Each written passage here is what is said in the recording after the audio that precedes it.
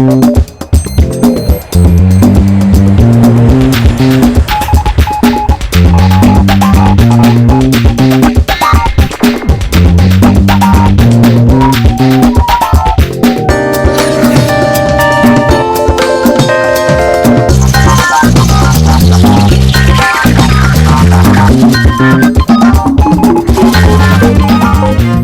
más puentes en la ciudad que Venecia y Ámsterdam juntos. Es una ciudad llena de industria mediática, se hacen muchos periódicos, muchísima industria, como la crema Nivea, por ejemplo, que todo el mundo conoce y se fabrica aquí.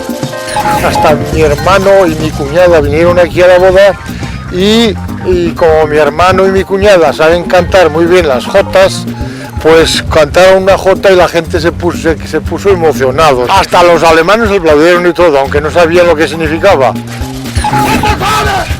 Es algo que tienes que hacer siempre con los alemanes. Tienes que apuntarlo en la agenda, quedas en 2 meses y tienes que apuntarlo ahí y no se te ocurra cancelarla. Vamos, es algo sagrado que tienen ellos.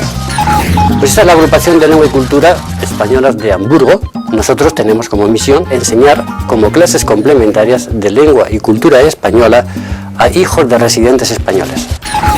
Los Beatles, cuando no los conocía nadie, vinieron a tocar aquí, a Hamburgo. Entonces, por ejemplo, aquí tenemos a Paul McCartney, y en aquella época no estaba Ringo, todavía en el grupo. Este es el famoso Pete. Alguna cosa española, olivas, aceite. Muchas veces hacemos algo así como comidas internacionales y juntamos comida brasileña, de Corea, española. Estamos en la ciudad europea con más puentes sobre sus canales y no estamos en Venecia. Y aunque vean sus ríos helados, no se confundan, no estamos en Rusia.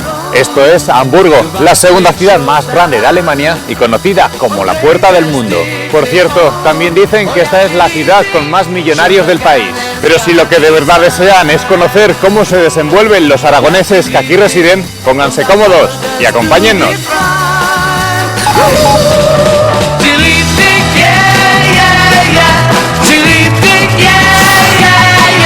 Denn mit dir allein kann sie nur glücklich sein.